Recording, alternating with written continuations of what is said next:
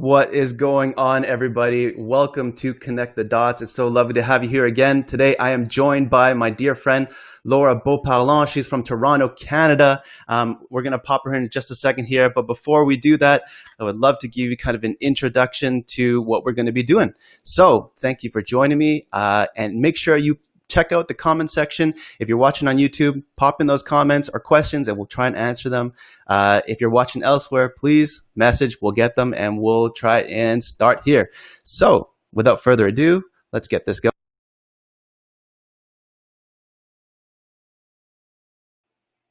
Today's episode is sponsored by Artlist. For those of you who have started the content creation journey, please check it out. Artlist is a one-stop shop. You're going to want to check them out. And I am joined by Laura Beauparlant, so I'm going to bring her in here in just a second. So here we go. Laura, how's it going? Welcome to the show. Hey, I'm good. How are you? Thanks for having me. Awesome. So we are excited to talk about how to attract your dream clients, being your authentic self. My This is favorite the subject. Awesome. So the people in the audience today are going to be coaches, entrepreneurs, business owners. And as you can tell, building a brand isn't always so easy, but I'm glad we have a professional like yourself to set us straight and make sure we get on the right foot, right? Sounds good. Awesome. So for those of you who don't know, Laura is from Lab Creative. She is, I'm going to show you a few slides here. And please, I apologize if you can't hear my voice because this is a new technology. We're going to get this working for you. All right. 1 second, Laura. We're going to pop you out in just a second here and we're going to bring you right back in. Okay. Yep.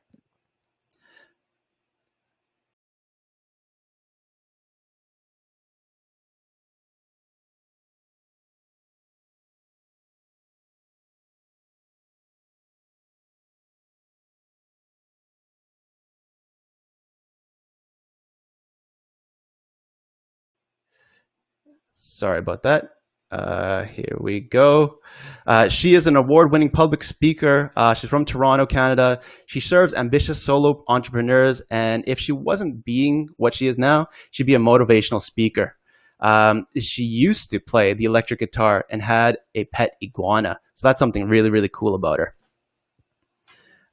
What else we got? So today we're going to be addressing how to be heard above the noise. Question that I'm sure many of you want to be answered. How can we create brand chemistry? What exactly that is? And is it ever too late to reboot your brand? And finally, why do brands succeed and fail? So without further ado, Laura, welcome back. Here we go. Are we ready? We're ready. Let's do Awesome. this. So the first question is, how to be heard above the noise, Laura? How do we do that? Well, it really starts with, being authentic and stopping looking and sounding like everybody else. So I often say to people, just because something's always been done a certain way doesn't mean it's the right way or the only way to do it. We tend to follow the conventions that we see in our industry and think, well, I have to follow that path. And I'm here to say, why? Like, who says you have to do that way? I talk to people in financial services and they're like, well, I have to wear a suit and a tie, for the men, or I have to dress the certain way. And I'm like, who says you have to do that, right? We build assumptions based on what we're used to seeing, and that just makes everybody kind of look the same. So the way to stand out is to build a brand that is really, truly authentic and unique to you, that aligns with you and that attracts the right people. I think too many people try to create something that is everything to everybody. It's generic. I was speaking to a few people today. I do brand audits when I speak, and a couple of the people I spoke to, it's like they're trying to do too many different things for too many different people. And your brand gets diluted and your message gets diluted. And you can't stand out when you don't have a really clear stance on what you believe in, what you stand for, and who you serve.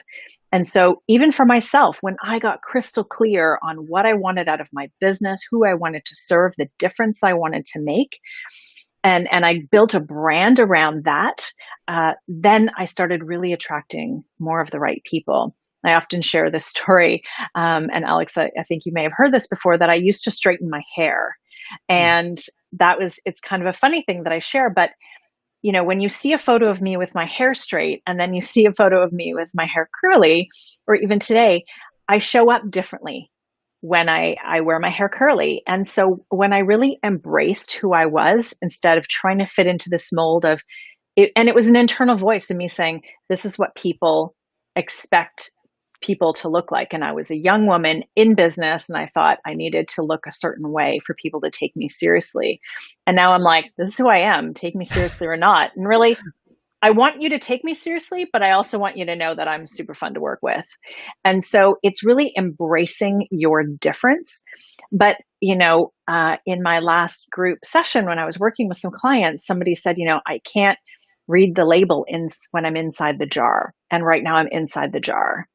Mm. And it's like that you can't see the forest for the trees. We can't see our own brilliance and our own difference because we're too close to ourselves. So it really takes an outward look and learning what people really think of you to help you stand out. And the best way to stand out is to stop trying to fit in.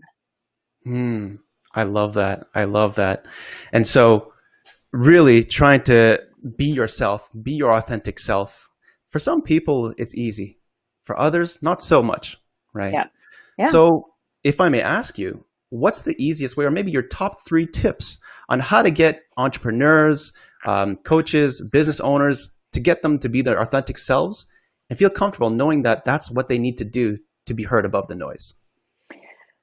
Well, I think it's, part of it could be looking at, who do you really want to work with?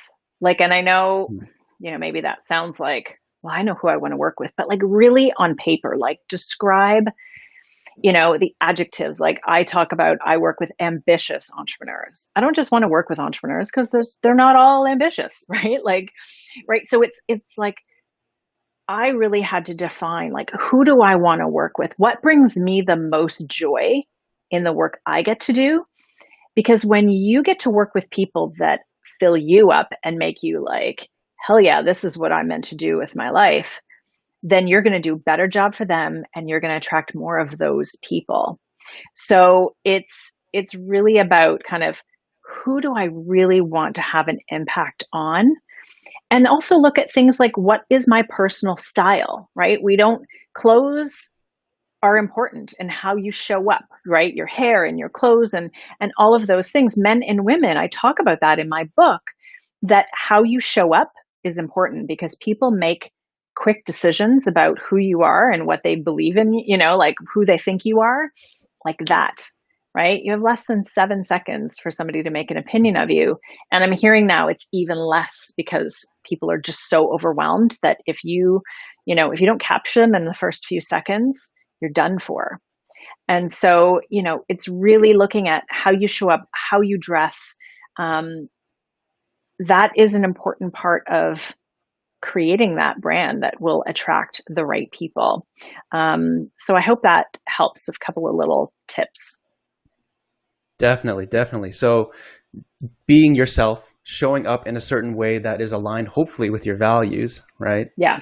And really standing out. And it's funny because, I mean, what's more unique than being yourself? Out of this planet of 8 billion people, what's more unique than yourself, right? Yeah. And that idea of like, well, that's normal, or what's normal. I was having a chat with my 8-year-old the other day and he was like, what is normal anyway? And I was like, I love that you said that because it's true. We feel like we have to fit into these molds, whatever they are, whether they're as a child, a spouse, a parent, a business owner, a woman, a man. Like, all of these titles come with kind of that pre-existing baggage that Yeah. are attached to those labels.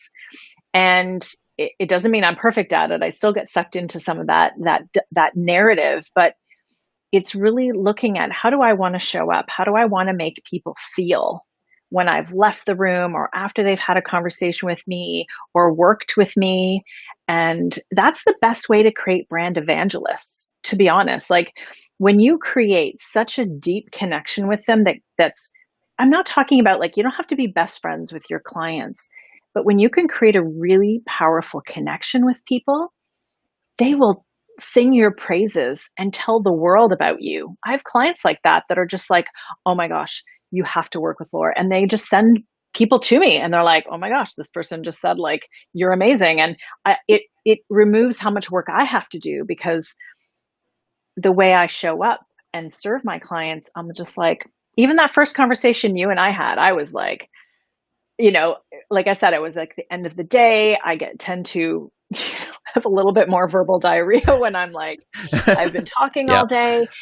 And I was like, this is me. Right. And that's it. The more you can show up that way in your business in an aligned way, that's not, we can go into this whole thing about authentic or vulnerability, which, I'm happy to dive into that as well if you want, but you still have to show up as your best self. I really believe that you can't always show up as your like rolled out of bed self, your like hot mess self. You need to teach from your scars, not from your wounds, so that you're not in the middle of a crisis and going on social media and being like, oh my God, my business is failing and I don't know what to do, because you're going to lose credibility, right? When I'm talking about authenticity, I'm talking about sharing the lessons you learned later from that maybe terrible experience you were having, but just show up and be who you are in a way that aligns with you and the business that you're creating. Yeah, definitely. And I can totally agree with you on that, because the vulnerability part, a lot of people see that as a weakness. But in reality, especially in my line of work, it's power. Yeah. When you're able to show up as your authentic self, like you did with me, and I'm totally, everybody who's watching, Laura showed up awesome. I know it was at the end of the day. She probably had so much to do, but she gave me everything she had. So thank you for that again. You're welcome. Which brings me to my next question here, our next topic, which is how can we create brand chemistry? Now, I know a lot of your work and you have a book. For those of you who don't know, Laura has a book. We're going to talk about it in a second here. But really, how do you create brand chemistry? So could you give us kind of a definition about what brand chemistry is and how do we create that? Yeah. So I like to relate brand chemistry to baking. So if any of you are bakers, you know that baking is all about chemistry. It's very different than cooking, right? You can kind of experiment and throw things in and like, oh, this turned out really cool. But baking is like very scientific. Like you screw up the proportions or the ingredients and you're going to have a baking fail. And the same can be said about your brand, right? You need the right ingredients and you need to get them in front of your audience and you need to do them all at the right time. And that's how you create chemistry. And to me, creating chemistry is about creating a heart-to-heart connection with your audience, not a brain-to-brain connection. And a lot of people are focused on that very cerebral, here are my features, this is what I do. And they're not focused on creating that connection. And especially today in the, where we are, that there's people, we can only connect with people virtually and digitally. So it's even more important to show up with like amazing photos and videos of you on your website and on your social media and really take down the veil that many of us are having on our websites to be like, this is my professional, face, and you will only see this side of me, and really showing people who you are. And that's really key, because when you can create a heart-to-heart connection, you put yourself in a category of one for those clients. They will want to work with you because you're the only choice, not because you're cheaper or more conveniently located, right? So creating chemistry with people is about that heart-to-heart connection and putting you in a category of one so that, people know they just have to work with you. So that's really how I define brand chemistry. Lovely, lovely. I love that. Creating that heart-to-heart connection. I think it was one of my mentors that told me, the difference between the NBA teams that win and those that don't win is quite simple. It's defense. And the way they defend is actually, if you imagine a golden rope coming from the stomachs of each of the players and they move in unison, that connection from heart to heart or from player to player allows them to move in such a powerful way that it's unbreakable, right? I love it. Yeah. So that really, really resonated with me there, saying, create that that golden line between you and the people that you work with. Because heck, if there's a golden line, would you say no to the golden line, really? Yeah. And that also helps with what I talked about before, which is that creating those brand evangelists, those people who are just like super fans who are like, I love you, I love your work, and I want to tell the world because everybody needs to know you.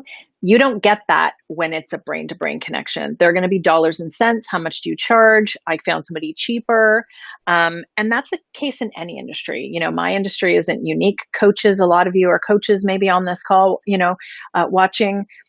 Whatever industry you're in, there's a lot of competition. And so for me, it's also about your process. It's like, what's the journey, right? When you develop a really powerful brand experience for people and a signature process you take them through, they're no longer hiring you for the product you're giving them or the service. They're hiring you for the experience and the outcome you're giving them, right? So I don't sell, branding and logo design and websites. I sell confidence and clarity.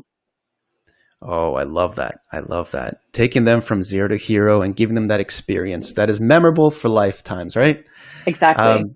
Which brings me to my next topic here, which is it ever too late to really reboot your brand? Because, say someone like myself, you were to start a brand for, I don't know, 5 years, and then we say, I don't think this is working. We need to work on it. Is it too late to kind of reboot that? What do we need to do? And what are the best practices? It's never too late. I think there's a couple of things to ask before you do sort of a reboot is, has the business changed, the clients changed, or have I changed? Right? So is it just that what I've got me this far and I'm ready to like 10x this and take it to the next level? For sure. Has the industry changed? I had a completely different business 5 years ago, still in design, but very different. And I could see where the industry was going. And I knew that I didn't want to go. That wasn't what was going to fulfill me. And I completely revamped and pivoted my business.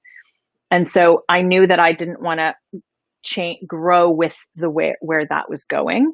So that's something to consider. Is it just, you can see that whatever it is that you do, something's changing and you're like, well, that's not why I do what I do, or that doesn't fulfill my why. And then what do you need to do to then pivot or shift? Is it just like a little kind of shift? Or are you like, we're like completely revamping and doing something totally different? So it's really doing a lot of that internal work first to kind of determine what is the need for this rebrand. And I usually ask people that when they come to me, like, why do you need to rebrand now? And it's either that like, I bootstrapped this, I did this myself. It's like, I've hacked it together and now I'm ready like to invest in like doing this right because I realize this is important. Or, you know what, this just really isn't working and I need to find something else. So you have to really take that time before you start to pivot or shift to kind of determine, what do I want? Where am I going? And we're entrepreneurs. We get to say what we want. If you change your mind, you're like, I loved this business and I loved my old business. And then I fell out of love with it. And so not only could I see my industry changing, but I was changing and I was no longer interested in continuing in that. And so internally, I spent a lot of time because my identity was completely wrapped up in my former business and what I did, that I had to like tease myself away from that identity to create a new one because it was so intertwined with who I was. And as entrepreneurs, that happens. We're so passionate about what we do and we become almost synonymous and one with our business. So it's almost like a divorce when you end a business or you stop something, and you almost need like a healing phase, like like maybe some therapy, I don't know. But like as entrepreneurs, we are very wrapped up in the businesses that we're creating. And when that ends, for whatever reason, we need to take the time to acknowledge that experience and use that to help us in whatever thing we're doing next. And so to go back to like, is it ever too late? I've worked with clients who've been in business for 10 years or longer who are like, this has served me, but like, I'm ready to up my game. I've worked with people who've been in business for a year and they're like, you know what, I tried doing this myself and it's just not working, right? And so, but they know they're continuing on the same path, but they just need a brand that's better aligned with them. So then that's when you need a reboot.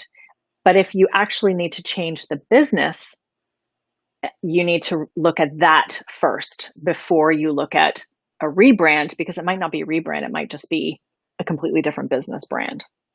Does that make sense? Yeah, it totally makes sense actually. And I love how you say your business is tied to your identity, right? And who's 100%. your in my line of work, I look at the identity and how that is formed, right? So you're looking at past experiences, which are a combination of who you become, and how you interpret those experiences will really determine how you are for the future, right? Exactly. And so I love how you were touching on doing the inner work, because a lot of people, or especially those that I've worked with, they neglect that, unfortunately. And so I I think love, a lot, yeah. sorry, go ahead. No, I think a lot of people do, whether it's a personal thing or business.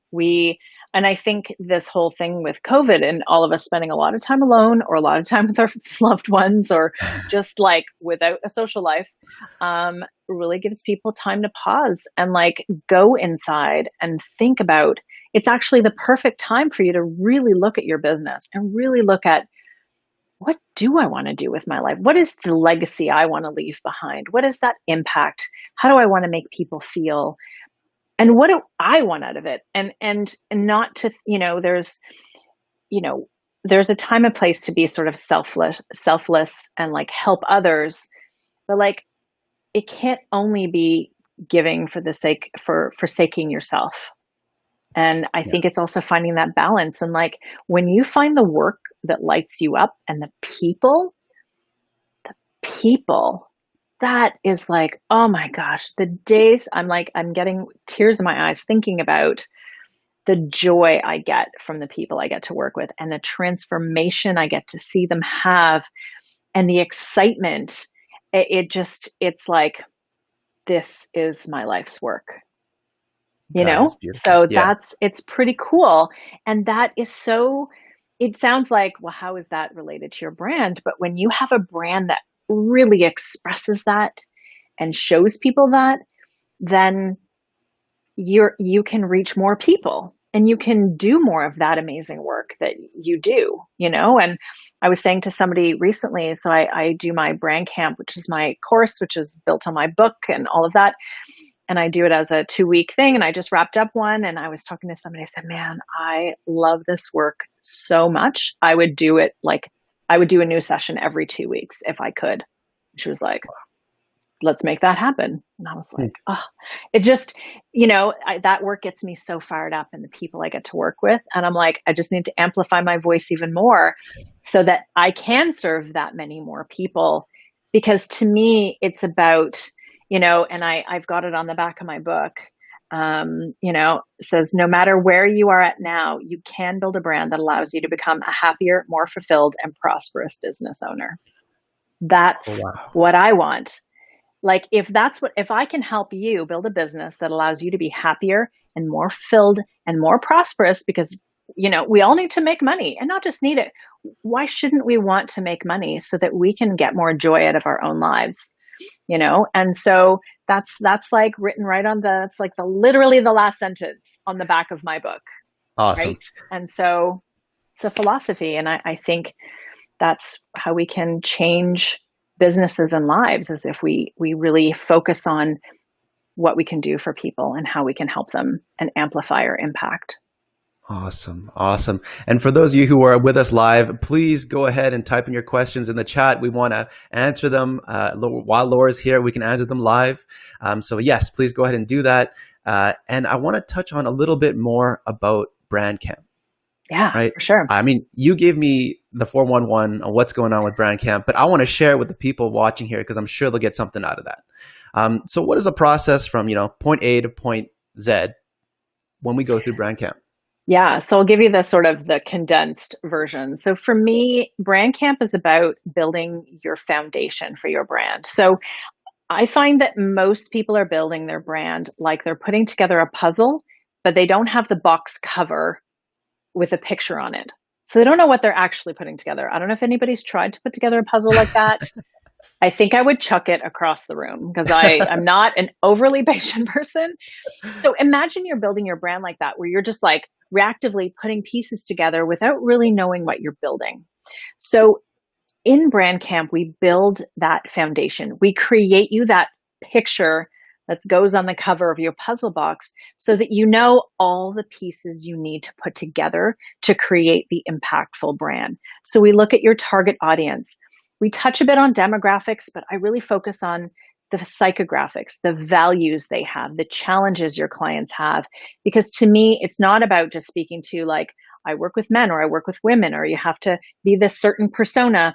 I want to find the common thread and really speak to their heart, right? As I talked about earlier, we look at your competition to really look at how can you stand out rather than blend in from what they're doing. And then we look at things like what makes you different, and we develop a why statement and benefit statements, your brand personality, which is super important and something that I love, and your brand positioning statement, which is that like how you want to be known in the world. That thing that if somebody thinks of you, they know this is how you do it. It's like your elevator pitch. And then the last thing we create is your brand essence, which is sort of 2 to 5 words. That's the heart and soul of your brand summed up in a few words. And most people use that as a tagline. So for me, it's creating brand chemistry. And so it's then about weaving all of that language. So I use a lot of chemistry related language, not too much, but like I talk about ingredients and, formulas and chemistry and alchemy and different words I throw into my brand so that it ties in with that language. My book is called Brand Chemistry. So it's really tying all of those things together. And so you leave that, it's literally, people are like, what do I get from this? And I'm like, it's words on paper. Like it's not a logo, right? Like Yeah. it sounds very unsexy because people are like, I want the visuals, I want the logo, I want the colors and the website. But this foundation is like your Bible. It's like, oh my gosh, this is how I show up. These are, you could literally take that document and create social media content based on like all the challenges your clients have, then how you help them, and all of this content just creates the framework for your social media, for your programs, for your website. Then we use that document when our clients hire us for design, which comes after Brand Camp.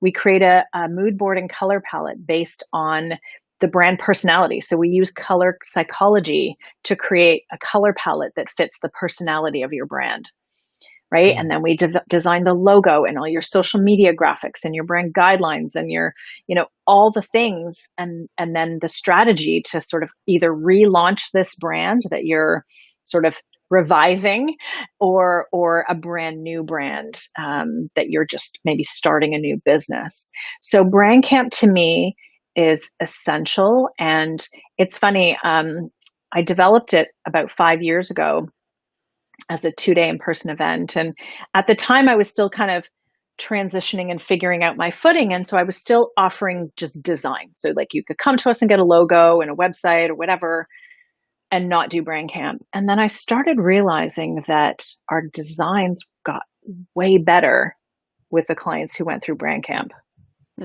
And I realized it was because our clients were so much clearer, more confident on who they were and how they were showing up authentically, that we weren't just designing a logo that like looked good or was like something that they thought they wanted. We started creating them something they didn't know they needed, but loved. And because of all this knowledge we gained about their backstory and who they were and the meaning of the brand and why, we could tie in all of these amazing things into their brand. Like my client who's a real estate agent, who's also a singer-songwriter. So we actually have the word groove in her brand essence, and we've got little hints of like, we wanted it to be subtle, but we've got the words like tune and groove, and that in some of her language to kind of pull in her musical side into her brand. So it's about finding those little elements of you that you can pull into that. So that sort of, but without doing Brand Camp, without having that process, it's just design for the sake of design and design without that deep thought. And it doesn't have the same longevity, right? So I want to create brands that have longevity, that you're not like a year from now going, well, that doesn't work. Now I have to go rebrand again because we didn't get it right. And this work helps. It doesn't mean it's going to prevent it, because people change their businesses or something happens and brands evolve, right? A brand is a living, breathing thing, and it will evolve over time. And so it's never going to be static. But, I developed Lab Creative 5 years ago. That logo hasn't changed. My website, I revamped it, but it's very small changes. But I developed Brandcamp. I elevated the brand for that. I've got my book, but everything works together. But when I developed Lab Creative, I had the big vision of where I wanted this business to go. So to me, it absolutely still fits the business that I'm creating. And so it's really thinking long term, to create something that doesn't just serve you now, but will serve you for the future and for years to come, so that you don't have to come back to me as a repeat customer. I mean, we love doing ongoing brand design work and all of that for clients, but if you come back to us every couple of years because you need a new logo, then we didn't do our job right in the first place. And Brandcamp has prevented that from happening. That is amazing. Oh my God. So many things, so many ideas came to mind right there. And I know I'm love, like throwing a lot at you. well, I'm sure the viewers are going to enjoy this. They can watch it in the repeat, obviously. But listening to your story and how Lab Creative was created 5 years ago, a lot of the people, or most people, don't understand that our values are formed between the ages of 0 to 9.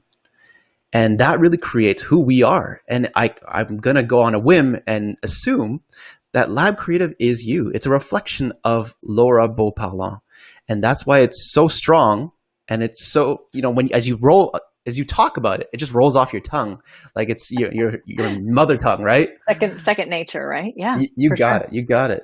And so that is such an important point. And for those of you who are watching, I do hope that whatever brand or company or any endeavor you go towards, make sure it's aligned with your value and take some time to actually look at that, right?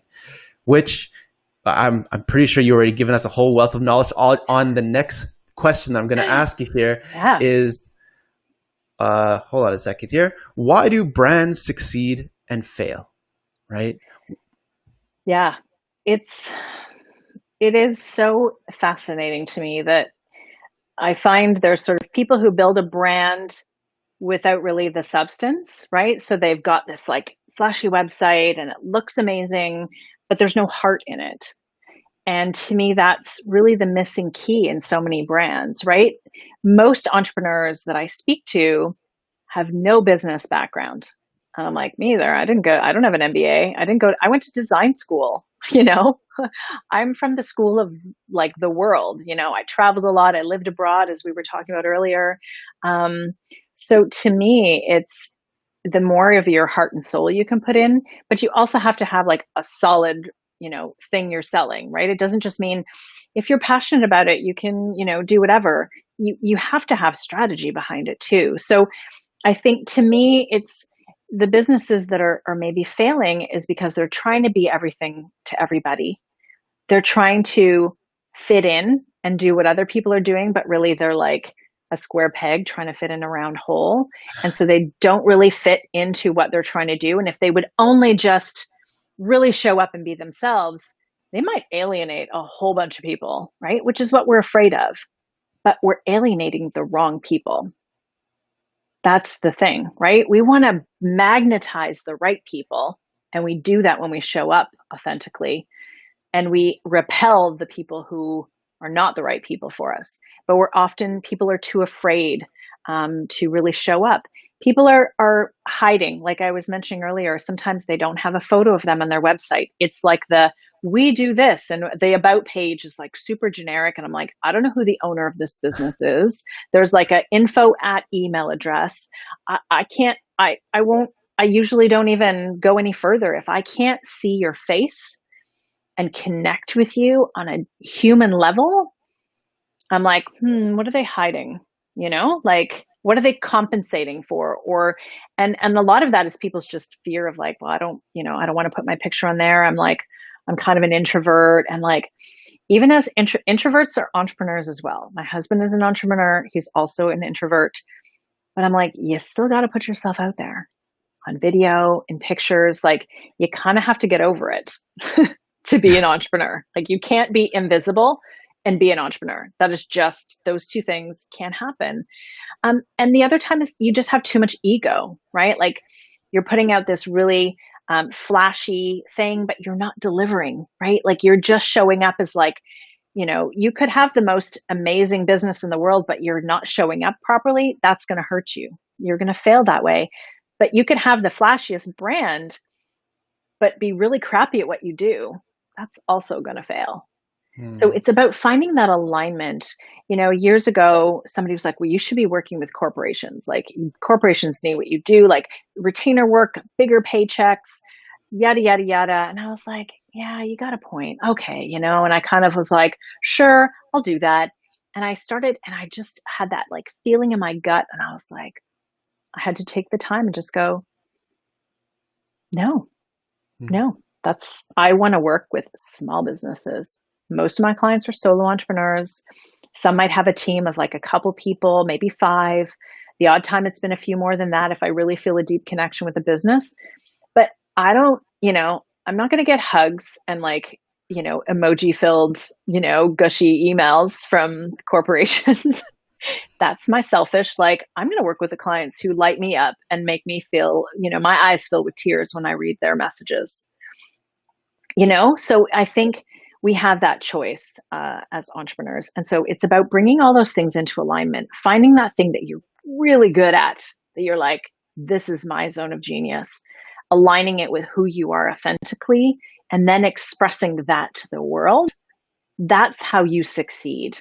You fail by trying to minimize who you are, not showing up authentically and looking like everybody else, or just having a flashy brand, but delivering an inferior product or service, which I'm sure nobody listening is doing. But just like as a side note, I just want to be clear that like I'm sure nobody listening has an inferior product, but the client process and journey is important, and it's something I've been spending the last year honing. And still there's like massaging and tweaking, and like, ooh, what about this little detail and that you know thing. And again, it's like your brand, that client experience will evolve and grow over time as you like, oh, that was really cool when I did that, and it like didn't cost a lot, but if I just sent this client this thing, that made all of this other stuff happen much more seamlessly. Like, there's just, you're always going to be learning, and then find the way to implement those things into your business. That all of these things help you succeed.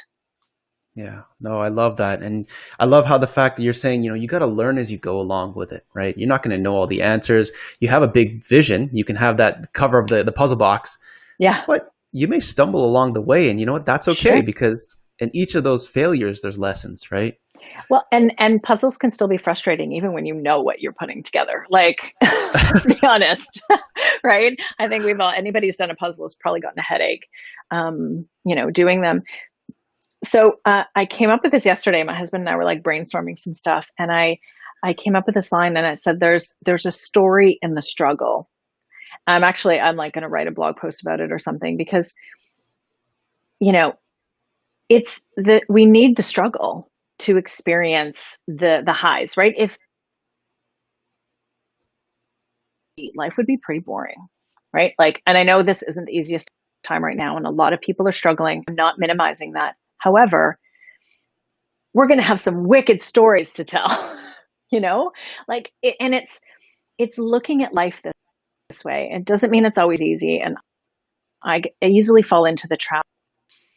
It's like, if it wouldn't have led to this opportunity, if I had never had this struggle, it wouldn't have pushed me to do X, Y, and Z, right? And so it's looking at all these things, and it can be hard when you're in it to like really understand what like, it's, people are really struggling right now, and there's a lot of stuff, a lot of fear going on, and the uncertainty, and this will change and we will evolve. And it's like, who are we going to be on the other side of this? And we get to decide that. And whether it's a business thing or a life thing, it's a thing. And For me, I was in a head-on collision with a drunk driver when I was 18. It's actually going to be 25 years in November, and I'm celebrating it. Wow. It's an anniversary I celebrate, um, because I'm the person I am today because of that. And I wouldn't wish it on anybody. However, I would not go back and change it because Yeah. everything I've done in my life, that was the catalyst. And I can look back on that. And despite that being 2 very challenging years of my life, filled with pain and fear and uncertainty, I'm the woman I am today, the mom, the wife, the entrepreneur. I'm because I'm here and I have the time and the ability to do this. And in hindsight, which we don't have right now, right? With COVID, we're all just still in this like uncertainty and fear and stuff happening. But we need to start looking, okay, where are we going to be 2 years from now? Or where do I want to be?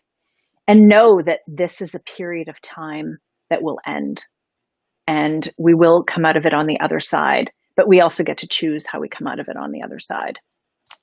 Yeah. I know it's a bit of a Oh, I heavy love that. subject, but like there's so much that is applicable to sort of the current state of the world. That's right. Well, thank you so much for sharing that story. I'm sure whoever's listening, people were going to resonate with that because it's so powerful. You know, there is strength in the story. I love that. And so, without further ado, guys, I don't want to take too much of your time. I'm going to tell you right now, you definitely want to go pick this up if you haven't already.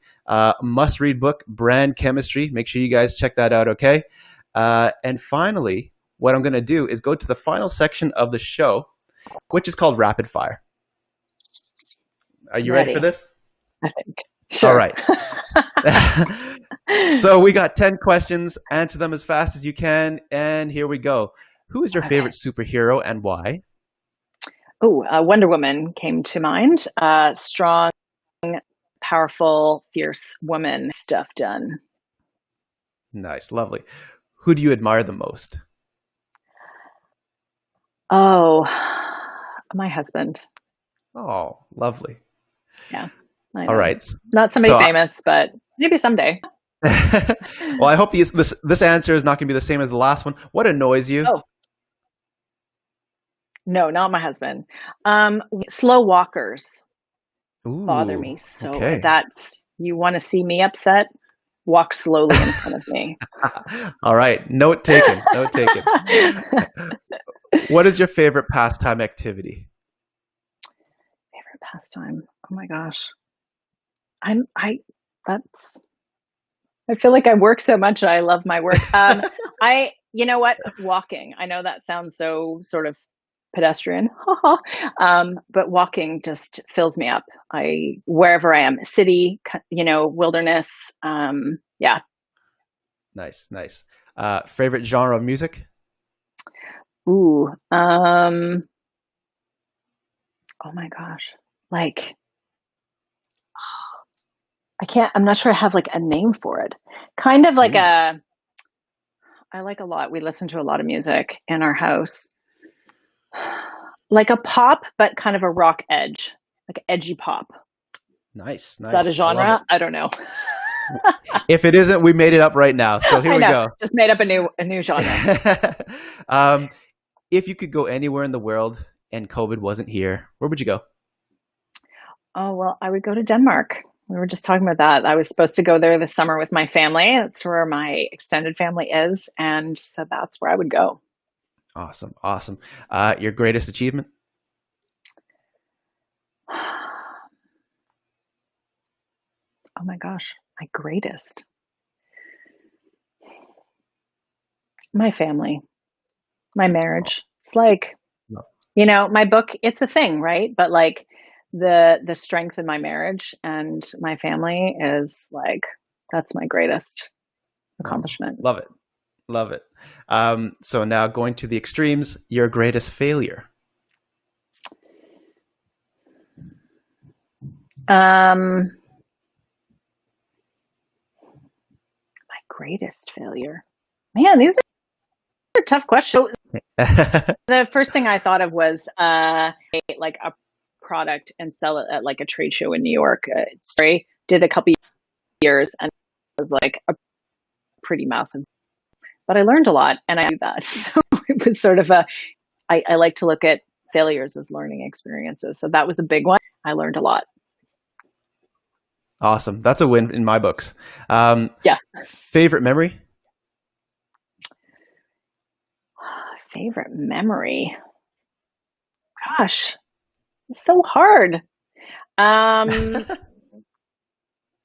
well, I'm just going to think of something more current. So my book launch party was, Nice. it was about a year and a half ago, and it was filled with people I love, including my surgeon who put me back together after my car accident.